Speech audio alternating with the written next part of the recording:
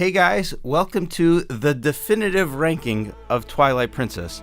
This is the first episode in a new series where in each episode we will be talking about one individual Legend of Zelda game, and we are going to be judging it across 10 categories. And we've carefully selected this criteria as we feel this best encompasses what makes a Legend of Zelda game. But it's not just my opinion, not just your opinion. No. This time around, It's different. I created a poll, sent it out. The entire Zelda Dungeon staff filled out their thoughts on Twilight Princess, and we also sent it out to the community on social media, here at YouTube, and we've tallied over 500 votes in the community poll. And on the right here, you'll see all of that data available. You'll see our total scores, the averages, and it's totally up for interpretation to what you think is the definitive ranking. And as we have more episodes and as we have more games, I'm excited to see how my rankings differ from yours, differ from the staff's, and differ from the communities. And, as we get further into the series, we'll have more data. Without further ado, let's jump right into it. Before we get, what are we both had a chance to replay Twilight Princess recently. Yes. What some overall thoughts before we get into the categories? Twilight Princess has always been a game that's kind of special to me in a way because I got it for the GameCube back in the day when I was real young. I was like a teenager, had a lot of spare time. I actually told a story in a compendium once about how I got in a car accident right after I got it and I couldn't work, and I just spent the whole week, much like I did for this, just playing through the entire game in that one go, which really, added, like, it's always tied to that specific memory, even though it's a bad one. So, no matter what I say, this is a great game that I like a lot. Yeah, and to me, Twilight Princess is synonymous with the Nintendo Wii to me, because that was the first Nintendo console I got at launch, and Twilight Princess was a launch game. I got home, I played Wii Sports first, but I immediately jumped into Twilight Princess, and the Wii to me was the last console where I was like actively playing a lot of like new games. I kind of fell off after the Wii. And I had some 25, 30 games, I think, for the Wii over its life cycle. And I could say there's no doubt, Twilight Princess is one of my favorite, if not perhaps my favorite game for the console. Okay. And so it's special to me, too. So we got a Wii and a GameCube. Because for me, when people say it's a Wii game, I'm like, it's definitively a GameCube game. I think of it as a Wii game, even though it's developed as a GameCube game. Just as I think of Breath of the Wild as a Switch game, even though it's developed as a Wii U game. Yeah. So that's up for interpretation. Yeah. But I love Twilight Princess. It's one of my favorite Wii games. But we're not ranking it as a Wii game. We're ranking it as a Legend of Zelda game. Yes. So the first category we have is the world. And that in of itself is up for interpretation of what it really means. In my mind, it was like not just the setting, but how they use it. The characters, the towns. Not stuff not characters like the story, but like the people you meet, all that kind of stuff. I think one of the first things that pops into a lot of people's mind when world comes is the overworld. But then there's more to it than that. So I think the world in Twilight Princess has a cool kind of variety of locations. Like they really went like, okay, this is the forest area, this is the mountain, this is desert, snow area, whatever you want to call it. I think they really did aim for that in a pretty there's like some areas that stand out really well in that regard too. I do think, though, going back to the overworld idea, some of it I feel like is too big for its own good, and not as interesting as it should be. Like when I think of the overworld, it feels like they took maybe 4 Hyrule fields from Ocarina of Time and put them, south, north, west, east, right?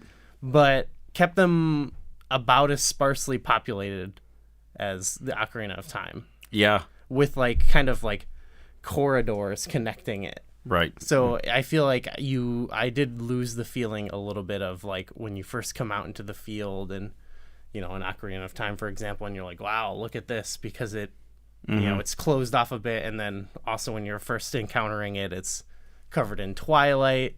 So it does feel a bit restrictive. So yeah, I feel like overall, to me, it struck me as a little bit bland. Yeah. But with like pockets of interesting areas. Yeah.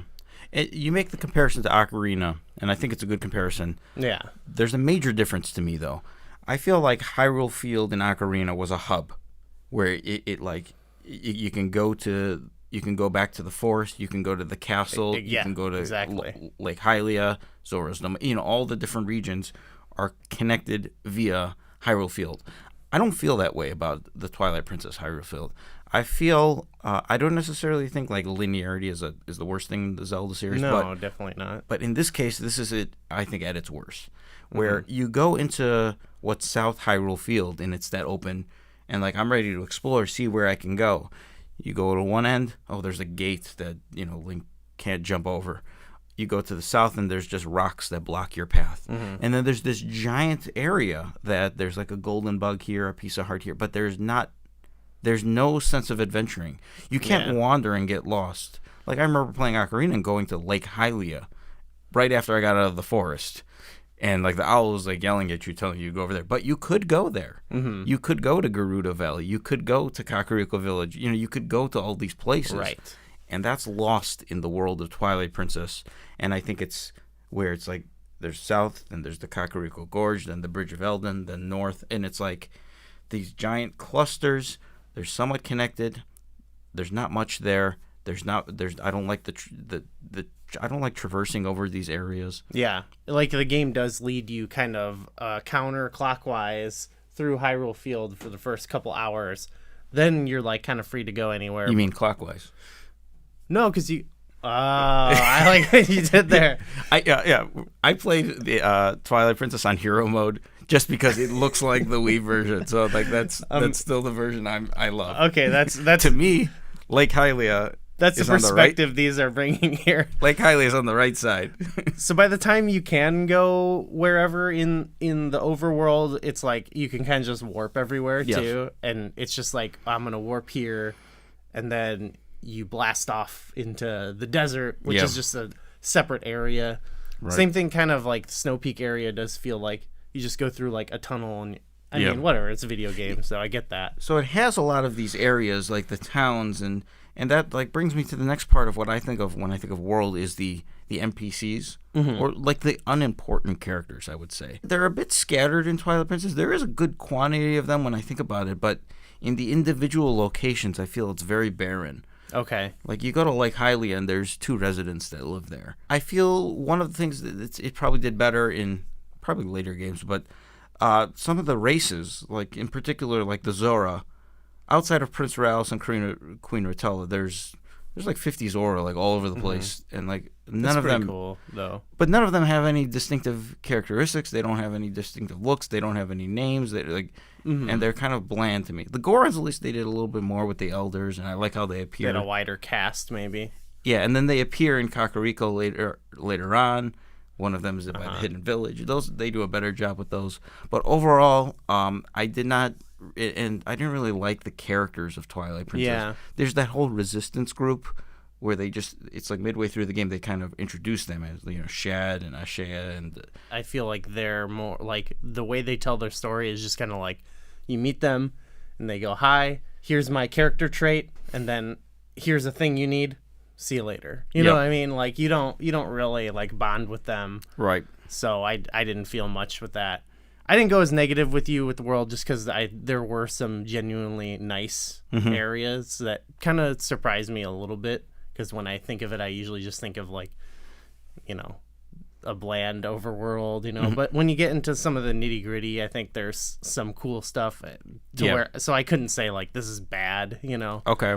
But it's not my favorite. It's one of my least favorite worlds of a Zelda game. Yeah, I gave it a 1 out of 5 because I felt I think it's the weakest overworld of the entire series myself. I couldn't. That's what really I was like. Is it the one of the worst? I don't know.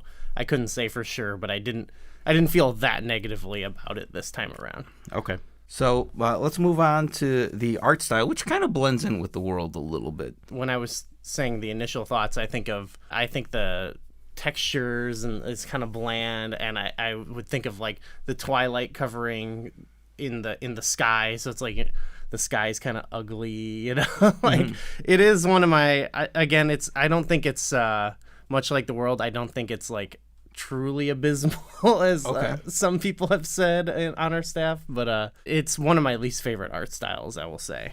Well, I'll jump into it right away. I gave it a 1 as well. Yeah. It's probably my least favorite. Bad first two categories to start with. This is just bad to start with, for sure. The Twilight is the overarching theme of this game. It really is. It's in the title. It's always around. You can see it in the distance. It's kind of dreadful. I don't like the dark theme, and it plays into the theme of the game. It's supposed to be dreadful, in a way. But it's also dreadful to look at. I think it's more for me, it's more dreadful. And it leaks into every category. It's more dreadful in the sense of like I dread playing it, not like I think it wants to be foreboding and dreadful, like scary. But for me, it's more of like here comes this part of the game that I don't like to do. You know what I mean? So yeah, the art style, there are some okay spots in the game though that I thought, even especially in the HD version, I thought this is beautiful. Okay, so, like which ones stand out to you? I really like Lake Hylia, for example. I think it's even though we did say it's kind of barren when you're looking around, this is one area that I think justifies being kind of big because you've got, I don't know, when I'm doing the thing with the cuckoo and flying down and the music's playing, that's one of the more charming areas of the game. Number one spot for me was the fishing hole.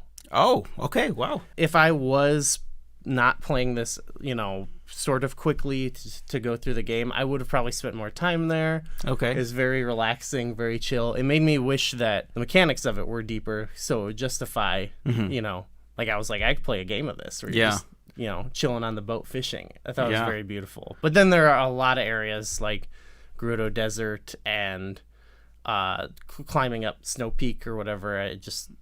I was kind of like, I don't even know what I'm looking at. Yes. And that's outside of it. That's not even a Twilight thing, Right, yeah, that's true. So it does bleed over to the world a little bit.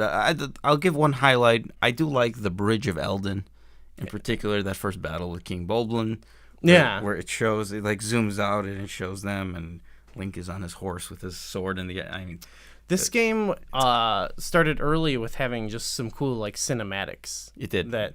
has carried over to like Skyward Sword and even some Breath of the Wild. So, and that kind of carries over to our next category, which is the storyline. This is where we differ the most, I think. Yeah, and it's worth noting that this is one of the highest things that the community voted on.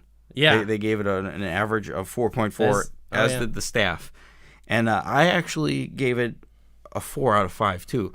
The story, because. There's the overarching story that you in the game, and I think of Zant as a villain.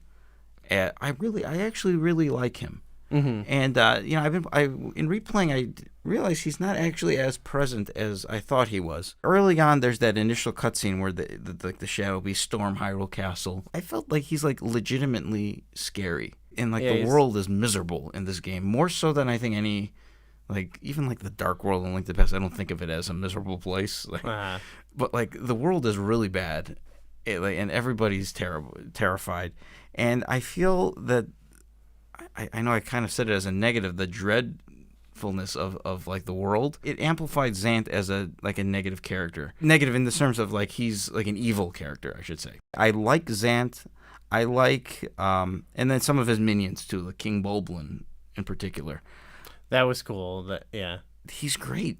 And that scene at the beginning where towards the beginning of the game, where the King Bulblin and they storm Ordon Spring, and they hit Ilia and they hit Link, and they capture them, and he turns the place.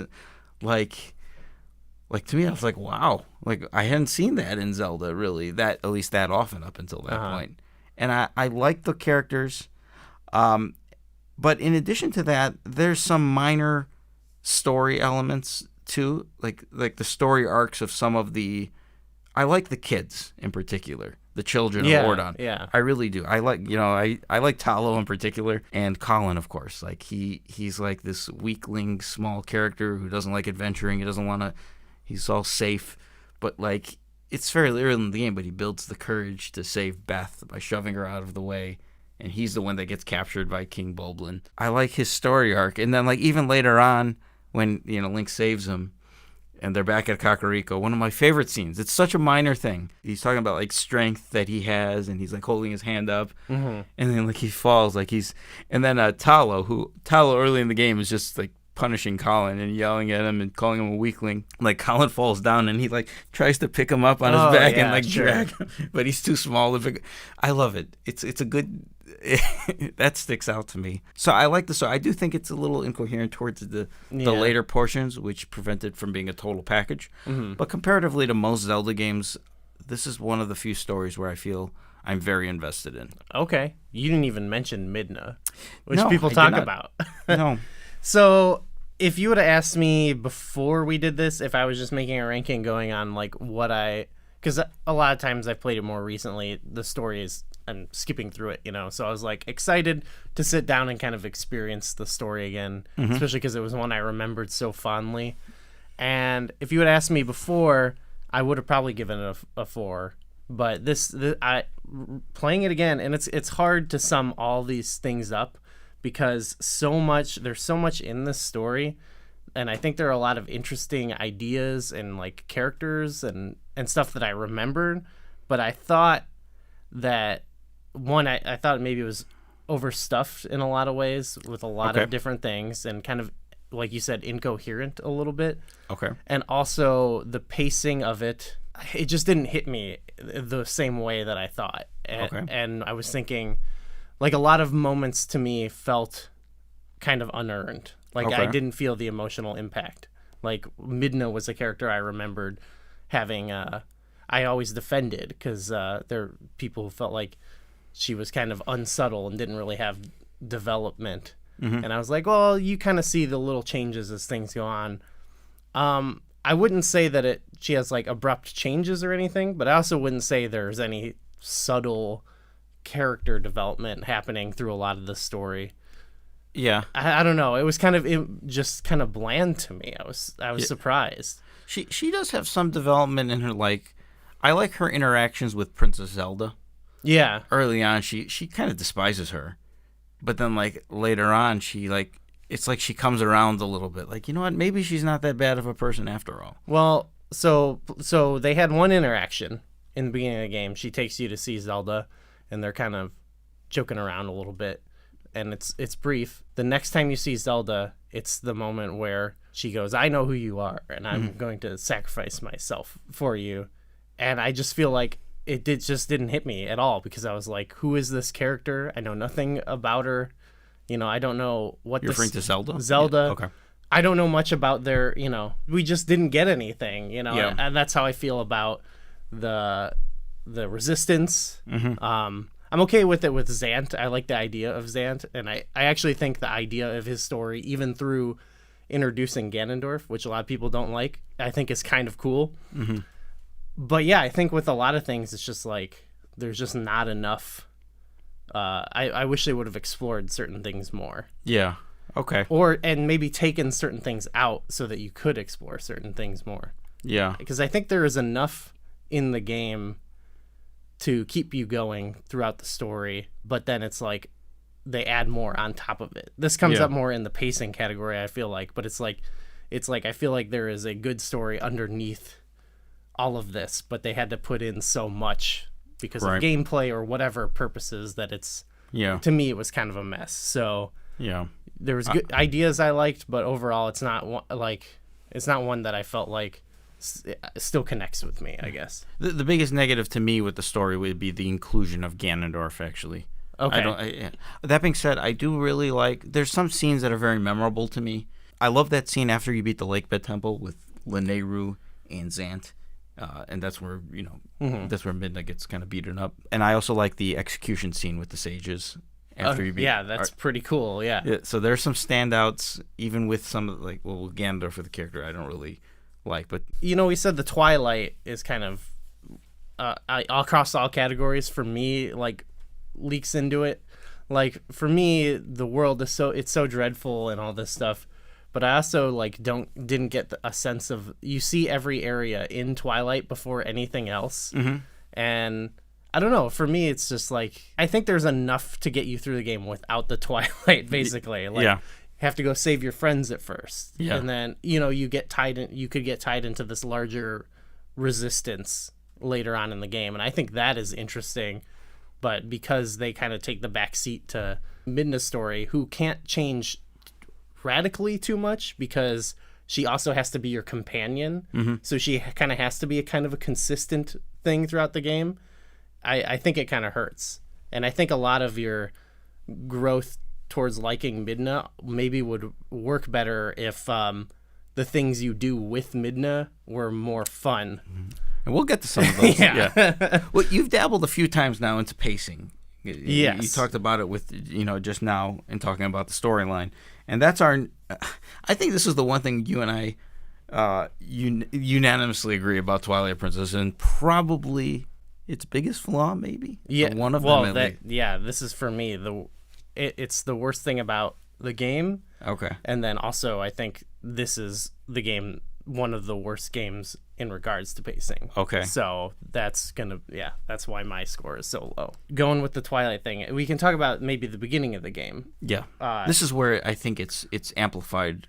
This was, I changed, I felt a little bit better about it later, but it still had the similar issues where I think there's an interest, like, for example, with the story, there's already something interesting going on there. You meet some people, in your town, they're kind of endearing, these kids, and then you go off on this quest to save the monkey. Yeah. This is a good example for all the dungeons, because they all do have a pretty cool story in each dungeon to get you through the dungeon. But then they have to throw on the Twilight portion, where now it's kind of dismal, and you're playing as a wolf. I really don't...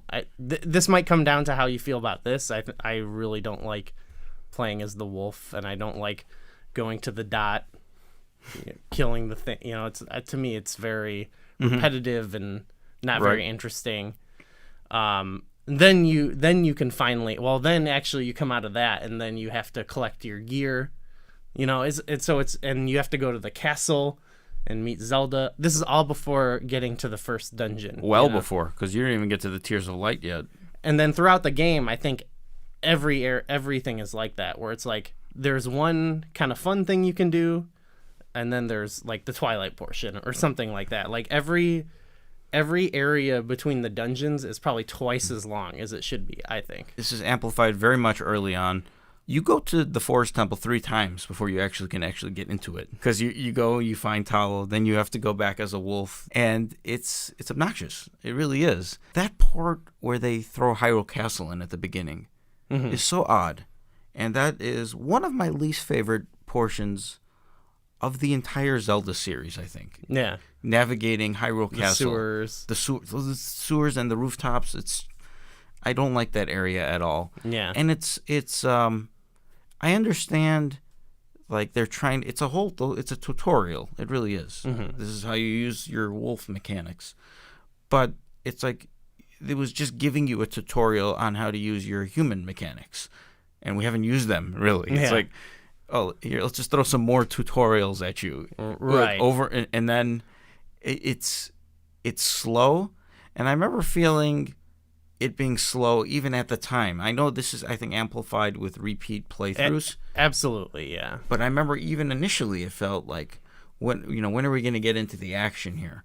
I didn't have this idea about pacing. That's something that's come more as we've talked. I remember a very shallow thinking, but I was just kind of like, I don't like playing as the wolf, Okay. And I remember after you can transform back and forth, feeling like liberated a little bit. Yeah. But I didn't, because of the time, I wasn't thinking like, that took so long to get to. I think that really stands out now. Now, do you feel that it gets better in the later portion of the game? Well, sort of, but even then there's... Okay, so when do you get to... Oh, it's after you beat Lanayru. Okay. So Twilight has been cleared. Yeah. But now you have to go back to Hyrule Castle. The sewers again, Yeah. or the rooftops or whatever. Now you have to go, and then you have to go to Lost Woods, which I don't mind as other people do. But The Sacred Grove. I don't really mind that. There is that puzzle. I think it's kind of silly. Oh, that's okay. It's okay. I hate chasing the Skull Kid around. That's awful to me, at least. I think it's okay once, but like it would be okay later in the game when you go back. Anyway, you do all that. Then now you're ready. Now you're a human again, and now you're ready to do what I think is like whatever the next fun thing to progress the story. You know, so there's that there.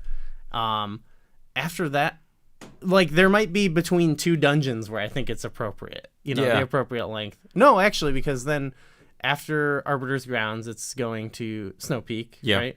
Just fine. Solid one, I think. After you beat that, it's going to Temple of Time. Temple of Time. I like that one, but you know, we did do that same thing earlier, but it's good. So there's two. Then it's the City in the City in the Sky, which has again fun stuff in it, but I don't know why it's like twice as long as it needs to be. You know? the lead up when you have to go and find all the statues, talk to Shad, and get the statues would be like a fun collectible on their own, maybe. I think the Hidden Village is a fun moment. Everyone can kind of agree on that. But yeah, there's a lot of just going back and forth. You know, take this letter to this person. You know, it's like I don't know. Yeah, it's kind of bulky. It's different.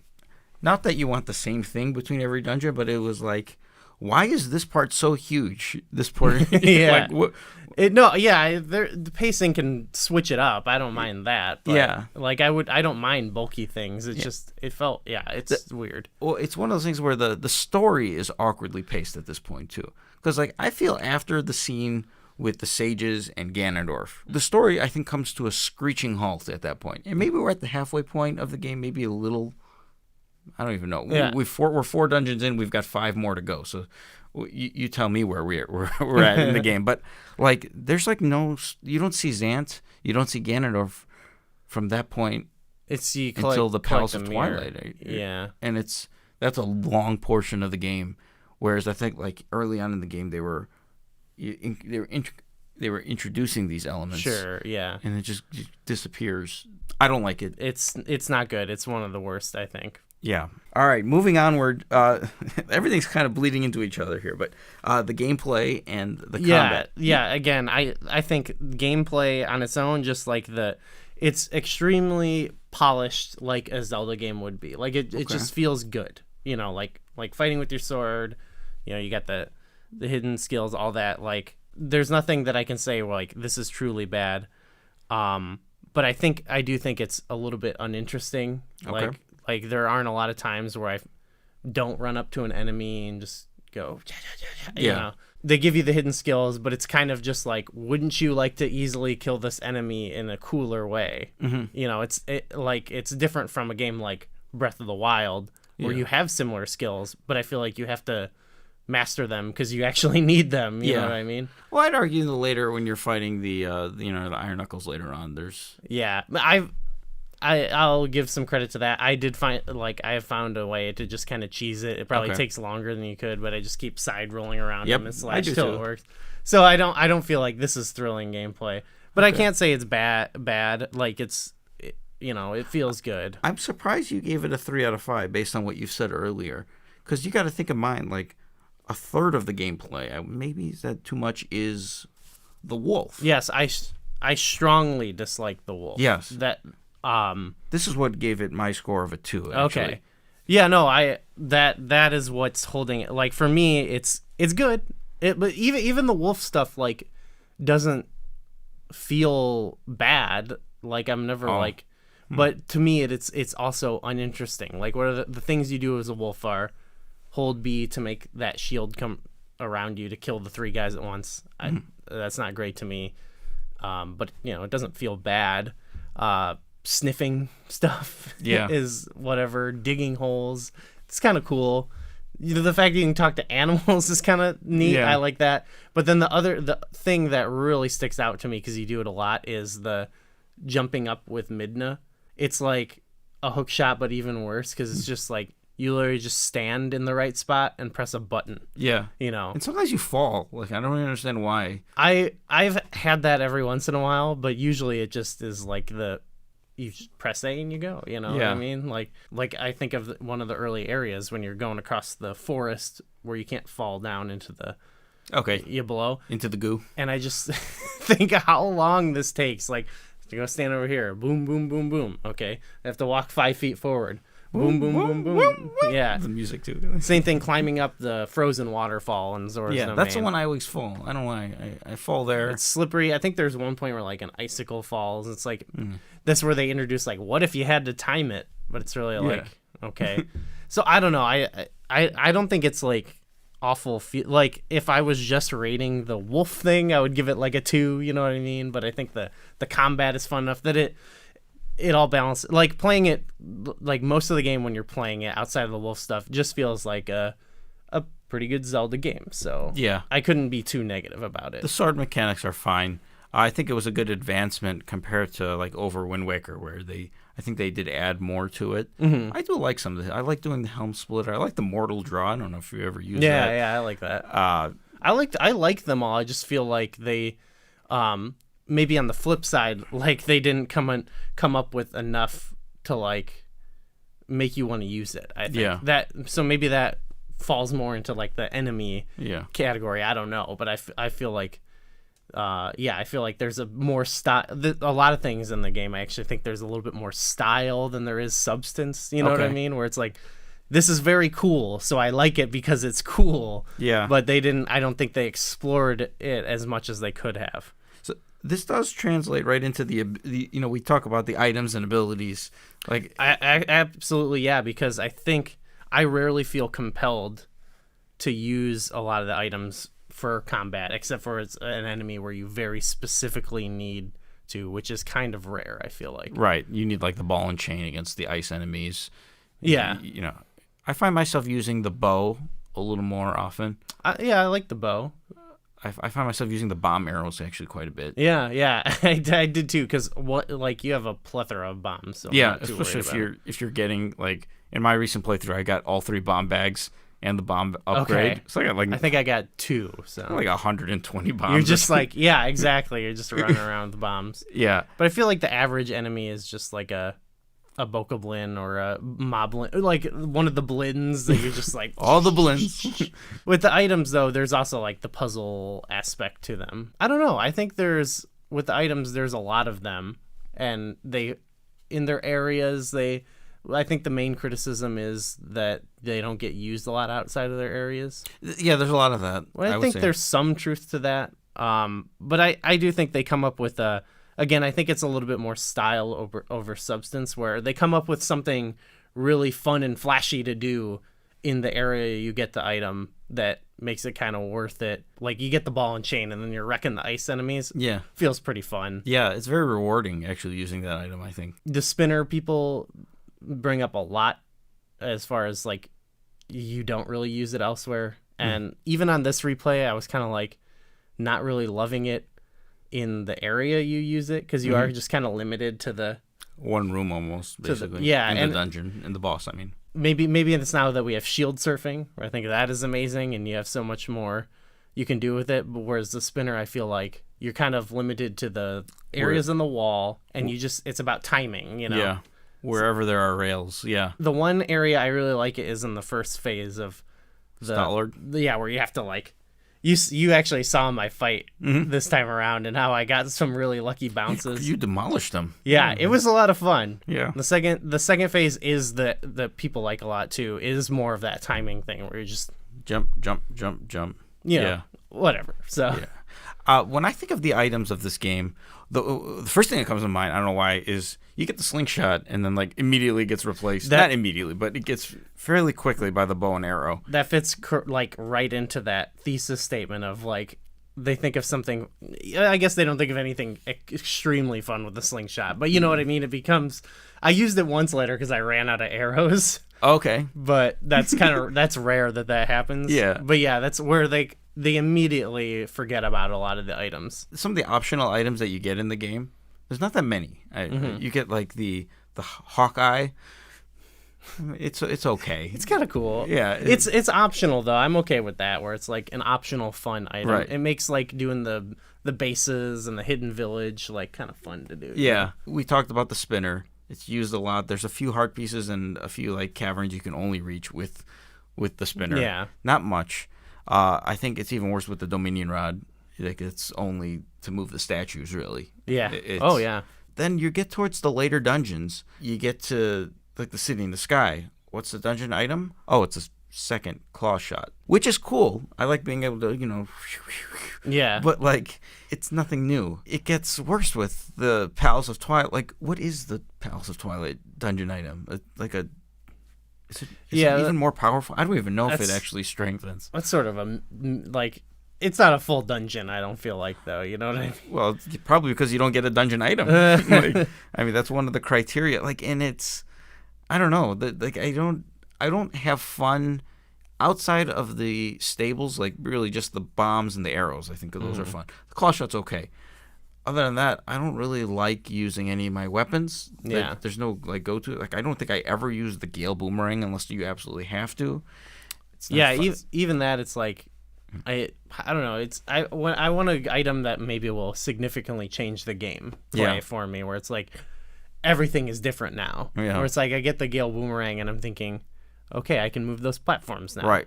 It's a lot of the weapons. It boils down to they're dictated based on your surroundings. Mm-hmm. So it's like you can only use the Gale Boomerang. Oh, you see little propellers or something. You can throw it at enemies. But then you can only use the spinner if there's rails. You can only use the Dominion Rod if there's a giant statue. You can only, I don't even know what the upgraded sword is, just to get rid of Twilight. Like, so it's like they do come up with one thing they do that I think is cool is they come up with cool combinations of items sometimes, like the Hawkeye and the bow. Hawkeye and the bow. Those. Oh, I also think of just like you use the boots to walk on the wall, and then you.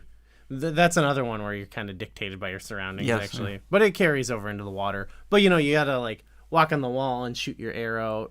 Other games, I think, have done that a little bit better. Yeah. But again, I think it is more of they created the item, thought of a big, memorable use for it, and then kind of were like, well, we got to do something else, I think the game is a little bit bloated in that sense. Yeah.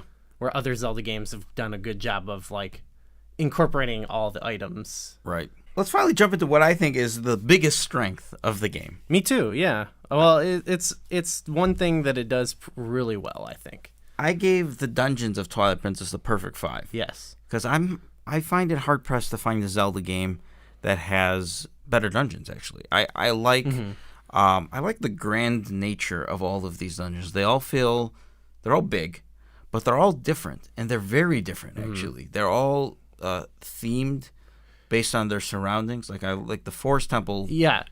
And not just its surroundings. It's not just it's in the well, maybe that one a little bit, but Snow Peak, for example, is like it's not just ice level. It's got a specific explainable thing of what it is.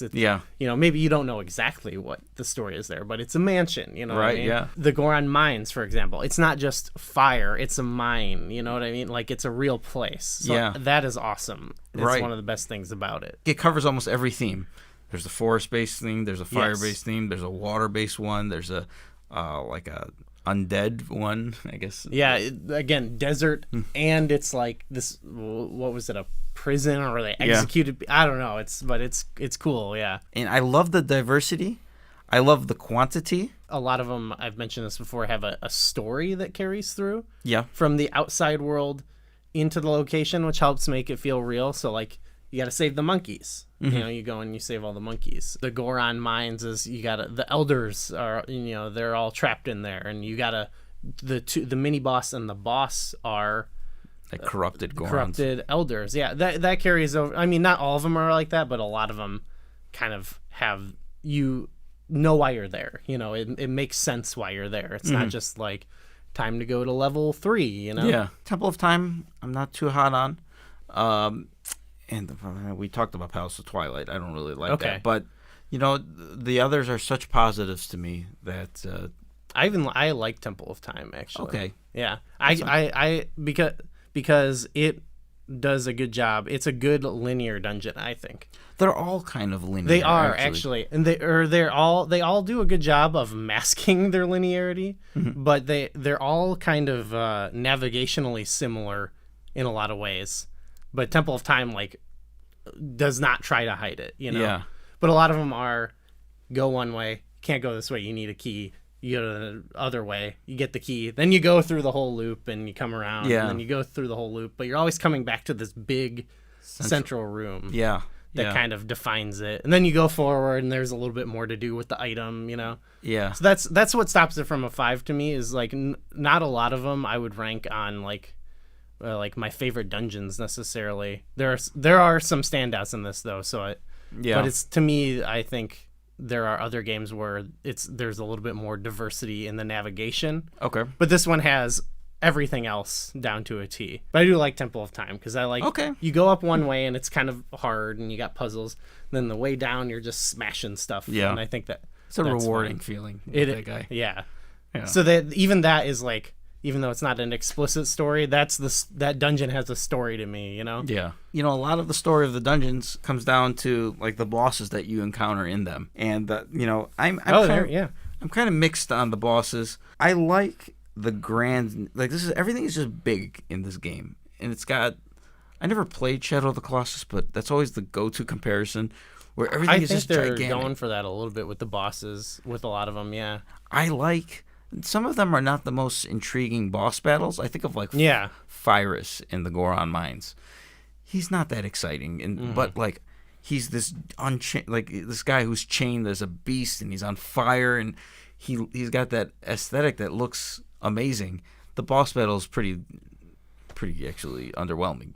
Shoot him in the eye and you pull his chain, and you know. For me, it's like a lot of the other things where I felt like is a little bit more style over substance. Kind of what I feel like that's sort of what you're saying, like big memorable moments and bosses, but like the actual act of fighting it isn't that interesting, you know. But I think just for the fact that they're interesting, they have a story, you know, justification. Every dungeon has a mini boss too. Yeah, and like a big mini boss too. Not just like a glorified like a Lizalfos or something like that. Right, yeah.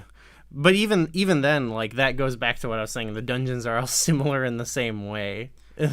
You beat the mini boss, you get the item, you know, like they definitely settled on a formula here with some of this stuff. One thing I like about a lot of the mini bosses is, you know, we've talked about justifying the dungeon as a real setting. A lot of the mini bosses justify the item. Like you get the boomerang from the monkey in the first one. Ook. Yeah. You get baboon. You know, you fight a guy with the ball and chain, and you get the ball and chain from him. So I love that it's like, it feels like, okay, I got his item or something like that. Right, yeah. It's really rewarding when you're literally fighting the boss who's using the weapon that you get. Yeah, it's cool.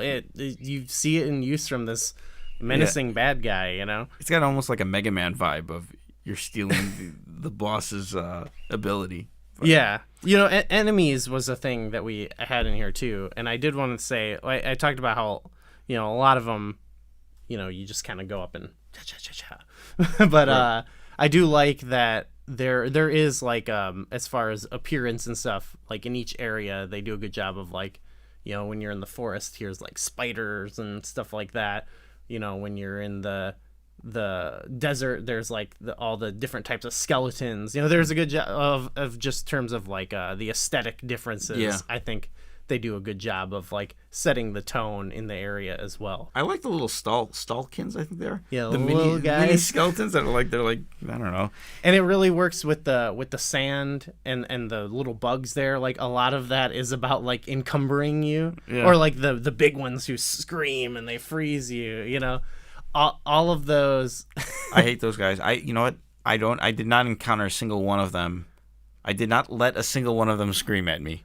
That's good. I bomb arrowed them from a distance. They're obnoxious, but I think it works with the theme of like the desert and everything encumbering you and making it harder to go. So I like the ice enemies actually too. I like the Chilfos, they throw their spears at you. Those guys I find are so obnoxious to fight, but they crack me up because like I get You kill them with the ball and chain, right? Yeah. And if you don't time it right, they just screw you up pretty bad. But I always find myself laughing, when I fail at them. So I like them. So shifting gears a little bit, the side content and the extras. Okay. This is one that we differ quite a bit on. Yeah. Explain yourself. You and your 4 out of 5. Well, there's a lot of things that factor into that. I should note that this was unanimously viewed as the worst thing from the community as well as the staff. It has the lowest scores. Yeah, I was trying to figure that out. My theory was that maybe people are thinking again of the overworld and the lack of like things populating it. Okay. But for me, that is a problem. But I think within there's like more to do that's fun than like a lot of Zelda games. Okay. So there's a lot of stuff when we're talking about side content. So mini games is one. I think there are a lot of fun mini games. Okay. I mentioned the fishing earlier, for example. It's it's not. I wish it was deeper, but I was there and I was like really enjoying my experience with it. Just in that area alone, there's 2 different rides going up and down the rapids that I think are fun. There's also Roll Goal, which I think is fun. A fun addition. Frustrating a little bit, but it's frustrating. It's kind of silly, but it's there's a million mini games. If you don't like it, it's not a big deal if you don't play it. And that's just in that one area. I think there are a lot of the goats. Who doesn't love goats? There's the snowboarding, I think you can go back in sumo, can't you? Or can you not? Oh, I don't know. I don't know about that one. Okay, well, regardless, you get to... That's not a good one. Oh, I like that one. It's fun. Oh, okay. There's the... the Star Game. Star Game. That one's okay. Yeah. I don't know. The cat one is kind of terrible, but... Okay. There's just a lot of fun games to play, I think. Yeah, the mini games are okay. Yeah, I'll give you that. I'm a big fan of the collectathons of Zelda. Yes. I really am. That's one of my favorite things. Mm-hmm. And so this one has really 3 collectathons. The Postals, obviously. Mm-hmm. It's just frustrating that they're only there. Well, some of them. It's not actually consistent because some of them you can get during the day, but there's no day-night cycle. There's no sun song. Yes. Which I think amplifies the frustration with these things. Yeah. Don't really like them. They're not the best of that kind of thing, but to me, I treated them the way I treat a lot of those type of things where I see one, I can get it, okay, cool. I got 20 on my run, which was enough to get, I don't even remember the reward. Was it like a wallet or something? I don't remember. I know you get the Poke Clock or the lantern. Yeah. But... Yeah, it's not the best executed of one of those things, but so, it didn't... For me, though, it's like, whatever, it's a bonus thing. He gives you a bottle, I believe. Does he give you a bottle? Because he gives you maybe, the yeah. That might be if you get all of them. But... yeah, it's not the best, but for me, it also wasn't bad. It's not. It was what I was expecting to get out of it. So yeah, the other one is the golden bugs. They're okay. They're better than the Postals, but it doesn't do anything to. It's just because it just gives you rupees. I guess that's the big thing. To me, it was another one where it's like, if I see it, I pick it up. You get to give it to Agatha, and she's like weird. I at least like that they diversified it a little bit instead of making it like a lot of one thing. You know what I mean? Oh, I think they did, actually, with 24 of these and 70 of these. And then the other one is this was new only in the HD version, which was the stamps. Mm-hmm. I mean, it's kind of weird now because it's like an obsolete feature because you can't even use the Miiverse. Yeah. So it's like they really have no use at this point. Well, to me, it's a fun thing to collect as opposed to just always having too many rupees. I'll give you that. I actually never, and it depends on how you play the game. If you get everything, get all the bugs, you're just always flush with rupees. I was never hurting for rupees, but I also never hit the max. Okay. This time around. So, and I collect the thing in the dungeon. I'm like, the wallet sizes, I believe, were bigger in the HD version compared to the regular version to help, to remedy that problem. But there was times where I was like, oh, I need 100 more rupees. I'll turn in one of my bugs. So it's nice to have that there. Yeah. It does, like I said, or like you said, it makes them a little bit kind of useless, like a lot of the things you collect. Yeah. But I just think, they're fun to get. I think in a lot of these dungeons where they are pretty straightforward and you can't really get lost in them, to have some stuff marked on the map, like, oh, I missed this to go back and collect, adds a little something to it. I do like that there's 2 heart pieces and there's multiple treasure stamps They added in heart every pieces. single dungeon. I Yeah. like that those are actually things because it makes you feel like you want to do. Like, I'm always one of those, I got to get all the treasure chests in every dungeon. And with the heart pieces in particular, they're more meaningful. Especially because in these dungeons, this is maybe a mark back against the dungeons. There's never a moment where you're like, where do I go? I should look at my map. Except for maybe one dungeon for some people. But it's never like, where am I? I got to look at this map, you know? It's more of like, did I get everything? Yeah, that's like, the only reason. You never have more than one key, I don't think, in these freaking keys. Like, but so I would like, you know, maybe like in a perfect world, there wouldn't be as many chests just filled with like blue rupees or whatever, and the dungeons would be a little bit more complex with keys to find and stuff like that.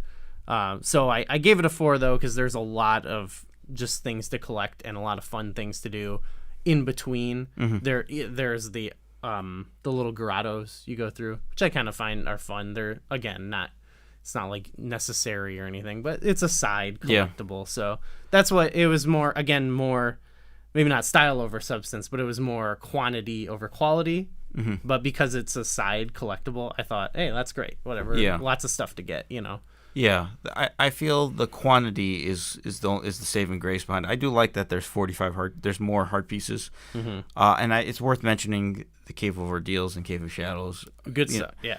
I don't know about the Cave of Shadows, but the Cave of Ordeals. Oh yeah, that's the okay. Yeah. Oh, you know, one thing that we didn't even bring up, because maybe like we didn't really talk about side quests with this. Like, I think in previous games or other games, there's, you know, you do a side quest and you like get a heart piece or something. Like in this, there aren't really memorable side quests for me.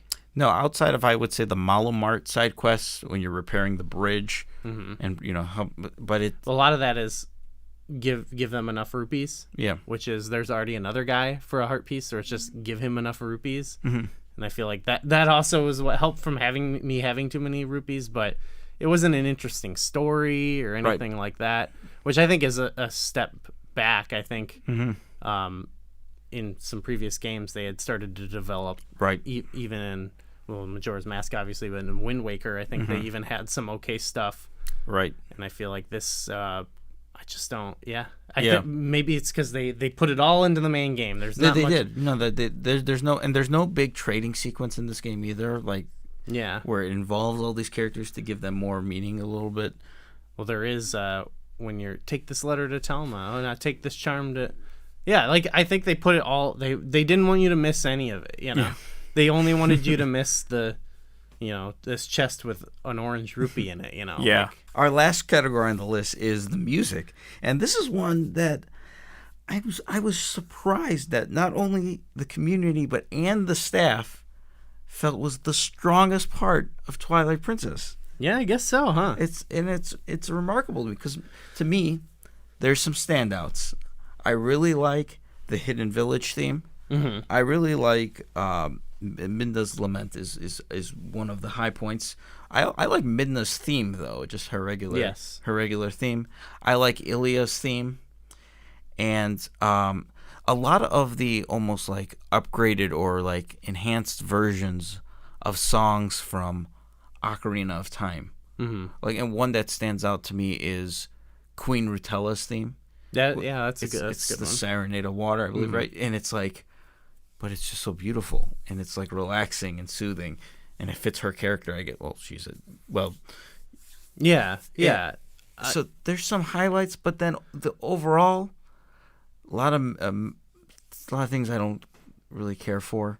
Yeah, I don't know why it's liked, but I really don't like the overworld Hyrule field theme. I don't know. I just don't like it at all. I like it at nighttime though. It's better. It's okay. There's one thing this game does I like conceptually, which is good, but in execution it doesn't hit for me that well. But the idea of like the reoccurring themes. So you mentioned Midna's theme, which shows up in Midna's Lament, but it shows up everywhere in the game. After you beat a boss, I think it plays a version of that. Like, it's just in so many little touches here and there. I think same thing with the Hyrule field theme. Okay. There's basically like any semi-important theme in this game, they weave it into contextual moments that make sense, or like whatever. They do a good job of reusing it throughout the game, which I think later Zelda games have kind of picked up the ball of and done it in a more interesting way. But for me, a lot of even those themes, I don't know why, I just feel like they are kind of bland and they don't stand out to me. Like they sound like a lesser version of something. Like here's the town theme or whatever, and yeah, I don't like that theme like, at all. It's awful. There's I gave it a 2 because I thought nothing is truly awful, but it's just kind of there. The town theme is awful. Okay, fine. Castletown. I can't even think of that one. Okay, but it does sound like how a lot of them do, where like they do a good job of like sounding like the area and like, blending in. But I feel like that's what they do, is they blend in. Mm-hmm. And I don't know, maybe if it's just this might be a weird thing, but maybe it's like the MIDI of the sound of these. But to me, like, I don't know, it just the way these instruments even sound to me sounds uninteresting. Yeah. So I think it's also worth noting that I feel with the Zelda series, in particular some of the games that predated, I think the standard was so high. Mm-hmm. Like, because I think of, like, in terms of the console games in particular, there's more power with the music, but like the Wind Waker soundtrack and the Ocarina soundtrack and the Majora's Mask soundtrack, they're like, there's just more memorable tunes that are in my favorite songs ever. And